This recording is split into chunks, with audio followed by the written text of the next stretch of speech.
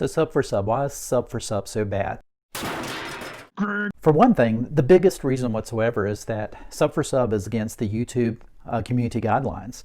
And if you decide to partake in that and you kind of get caught, YouTube has the potential to not only ban your channel, but delete your channel completely. Now, they may not do that right away if you're a brand new, first-time offender, because I'm sure all of us, including myself, kind of fell for it because we were all worried about getting that 1,000 subscribers, which of course I have not even gotten to as of this video.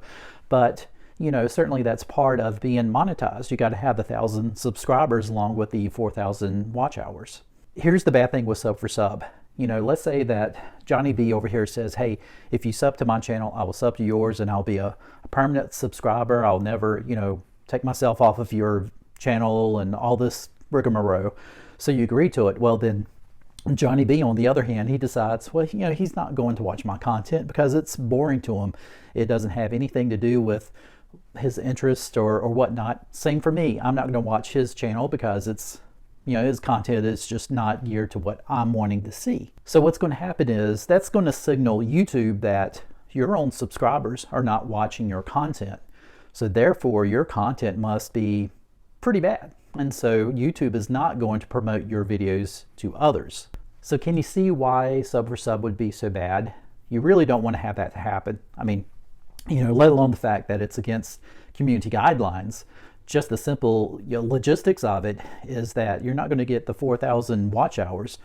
You may have 1,000 subscribers, but if you're only getting like 12 or 13 views per video, then you're still kind of behind the 8 ball on that. So the boring facts is you're going to have to do it organically. And honestly, it really starts by your content. What type of content do you have? Can you keep your audience entertained? Can you keep them in for at least the 60% of your video? And if you can do that, then you're on your way to winning.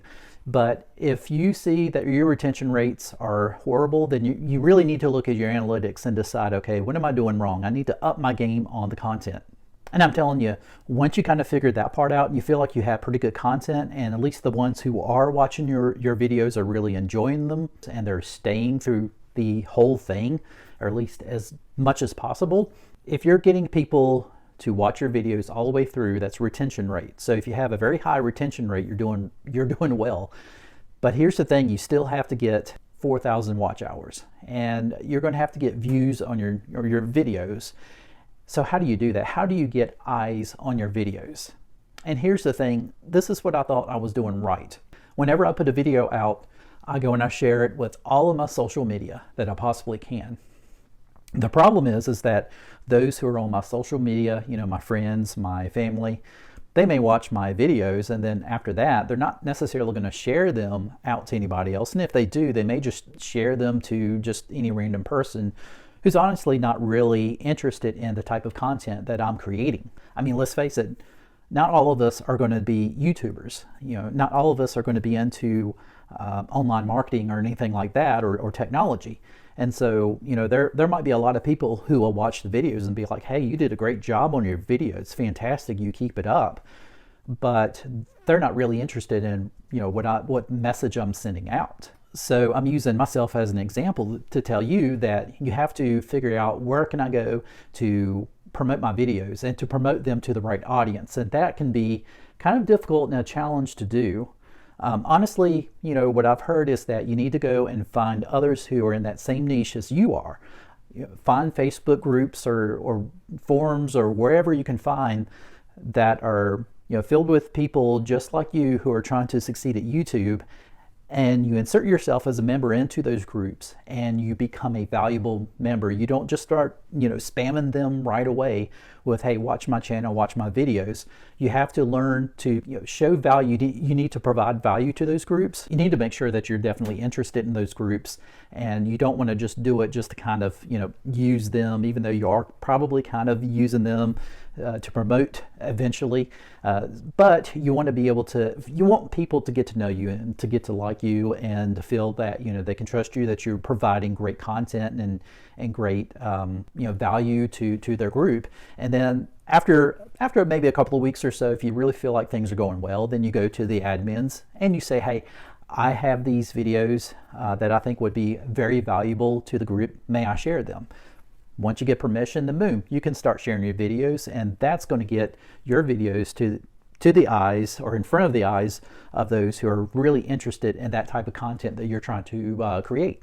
And that's what it all comes down to, is you need to get your video in front of those people that are interested in that type of content. Now, yes, YouTube is still going to promote your videos, but it's going to promote your videos much more when you start having people initially who are very interested in that type of content and are giving you likes and commenting and that sort of thing. And then that will signal YouTube to say, okay, people are actually enjoying this content. I'm going to start promoting this content out much more.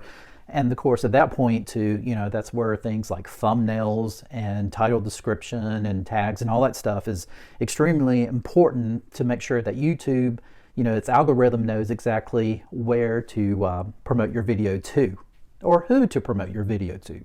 So as you can see, it is about promotion, but it's about promoting it the right way. And that can be a challenge, especially if you don't really know exactly where to go, or you haven't been able to find a group or forum online yet that really fits what you're trying to get out.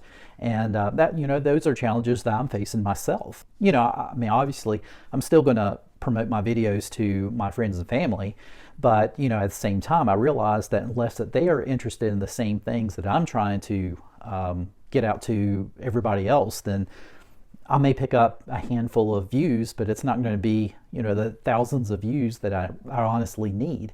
So the long and short of it is, you just have to try to promote as best as you can. You have to promote, but also the other thing is, you have to have great content to promote. I mean, you can go through and you can promote your stuff to the best place possible, but the thing is that if your content is horrible, then people are not going to watch. You can have the best thumbnails, you can have the best description, you can, like I said, you can promote it in the right spots, the right places, but if people are just not interested, or they lose interest into your video really fast, then that's really going to kind of hurt. So content, that's everything. Content and promotion.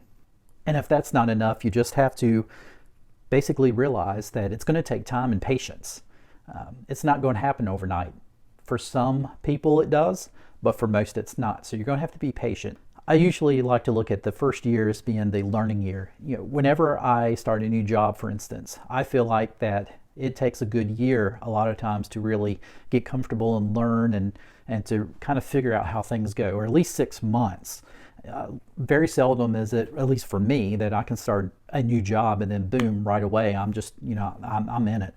So it takes time to develop, and that is the biggest thing too. I think if you allow yourself time to develop and to learn how to become a YouTuber and become a great content creator and a great storyteller, once you get those things down, then all of the technical parts of it, the editing and all that stuff, that will come. And honestly, that may not always be the most important thing, although those things are important. But it really, like I said, it comes down to content. So it's content, promotion, and it's patience. And those are the 3 things that you have to learn. So in the meantime, I would say, don't let that scare you away though. Go ahead and start promoting, or go ahead and start posting your videos. Go ahead and start promoting your videos. Do what you can do. Your videos are probably not going to be the best videos. If you go back and you look at Sean Cannell from Think Media, a lot of times he's going to show you his very first video, and it was a horrible video. So that tells you, you're not going to have perfection from the get-go. Just, the more you do it, it's repetition. The more you do it, the better you're going to get. The more comfortable you're going to get in front of the camera, the more comfortable you're going to get with video editing and storytelling and all that stuff. You just got to keep at it, and you got to be consistent. So that is probably the last thing I will say, is consistency. You got to be able to post videos on a regular basis. You really need to post your videos about once a week if you possibly can.